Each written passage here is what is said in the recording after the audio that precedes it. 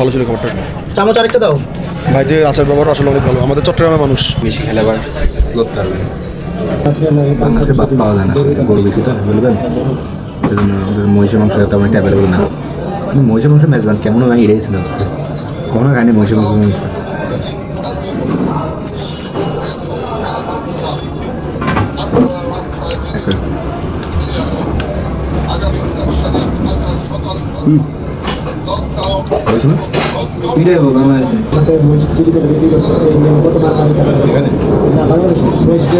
গরুর সাথে চালে আর এখন আবার বাংলাদেশে মহিষ গরুর থেকে বসে থাকে আমার মহিষ তো পাওয়াই যাবে আর করলো আর যত দুর্নীতি আছে বাঙালি কাছে পাবেন না। প্রথম বই দেখতে পারতো না, ডাক্তারের কাছে বসে বুঝতে গরুর থেকে ভালো, অ্যালার্জি নাই, ফ্যাট নাই, কত মানে ভয় করতে করতে মহিষেতে গরুতে বসে দাম বেশি।